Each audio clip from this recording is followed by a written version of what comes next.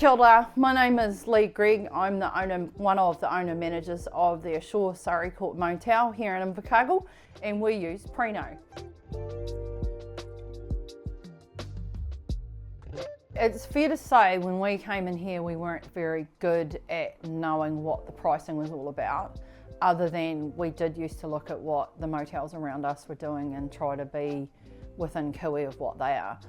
So while there is arguments around having your pricing set because there's not enough rooms in Invercargill and you could get more for them, we also don't want to have bad reviews because it's not what the guests were expecting for the price that we're charging.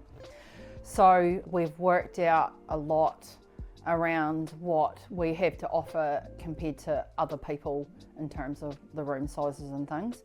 So our biggest hurdles for us was getting past the fact that we needed to charge more and that we needed to be more cost focused when we came in. So we'd heard about surge pricing and dynamic pricing but had never really done it. And it wasn't until we got onto Preno and we saw that it was in there, and in conjunction with SiteMinder we were able to just turn it on essentially. Our approach to pricing has changed a lot since we've been here, and it is mainly around knowing or being brave enough and having the confidence enough to actually increase your pricing. So that has been our big issue. Since we've been with Preno and with SiteMinder in the background, and knowing our market more and what's going on in Invercargill itself has been really helpful for us to feel confident in the price range that we're in. So within the Asure group, a lot of the other moteliers use surge pricing or dynamic pricing, depending on which programs you've got. And we've never really done it, and it was around us not feeling confident enough in the value of our rooms. So surge pricing was really easy for me to actually get in and have a look at it within Preno. I thought honestly it was pretty self-explanatory. There was a wee video on it, but I just actually, God honestly, just gave it a crack. I didn't think it was very hard to set up at all once I actually sat down and read the questions. It honestly probably took me about 10 minutes the first time I did it. When I was having some further Preno training, they encouraged me to actually increase it, so that's what I've done. So it's about just being brave and having the confidence to give it a go. We haven't been doing it for long, it's only been a couple of months, and it's made a huge difference to probably where our cost should be. Where our room price should be. So it's been really helpful.